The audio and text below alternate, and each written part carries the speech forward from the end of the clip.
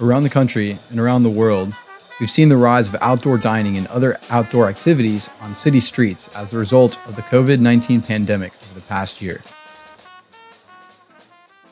Are these temporary changes to the built environment here to stay?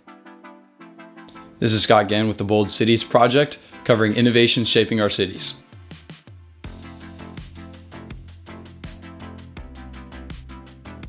Why did cities close off certain streets to car traffic to make room for things like outdoor restaurant seating and other uses? There seem to be four main reasons. When we experienced a virus that caused governments to shut down society, car traffic severely dropped. According to the Federal Highway Administration, April 2020's traffic was only 60% of what it was in April 2019. Restaurants experienced a huge drop-off in business, especially at first. A study from OpenTable estimated that restaurant traffic dropped 83% from the previous year by March 17, 2020.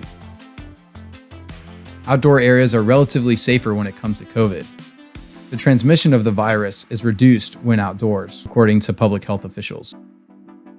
Some cool temporary structures have been implemented for restaurants.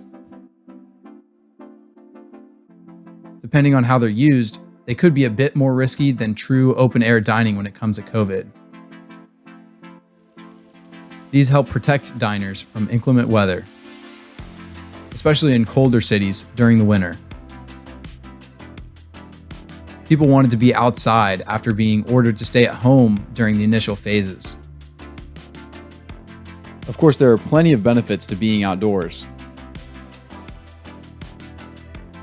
In a survey by OnePoll, 32% of respondents are participating in outdoor activities now more than ever. For those reasons, many of these temporary spaces have been successful in engaging the public and bringing much needed business to the restaurant industry.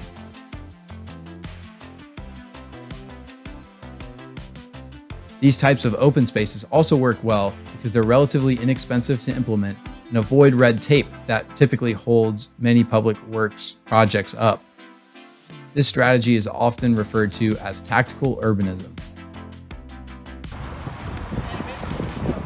My brother and I traveled across the country last summer in August and were able to see many different cities implementing open space along streets.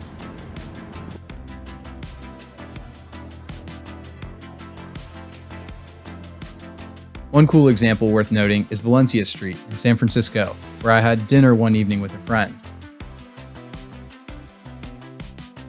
So the question now is whether or not these cities will keep these changes permanent. Many residents that have experienced these open spaces want them to stay. Now that everyone's seen it, they don't want to give it back. Makes the community be much more vibrant. I feel like we're almost more connected this way than we are when we're isolated inside. But even if the residents want it, how would it work? Are these changes legally allowed? Will law enforcement, city officials, or community groups manage these spaces? Will it significantly impact traffic? Each space is different from the next, so each local government will have to find these answers themselves. Recently, resources have been developed that can allow these entities to better approach keeping their streets closed to cars and open to pedestrians. Placemakers made a pandemic toolkit to aid local authorities in accomplishing a number of improvements, with the ones relating to opening up streets listed here. That last step is in reference to the National Association of City Transportation Officials' own set of guidelines and supporting documents to help permanently create open streets. What do you think? Have you enjoyed experiencing these open streets?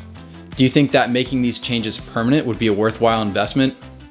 Thanks to the City Beautiful YouTube channel for providing some of the framework for this video. Please share your thoughts in the comments and like and subscribe if you want to see more content like this. Thanks.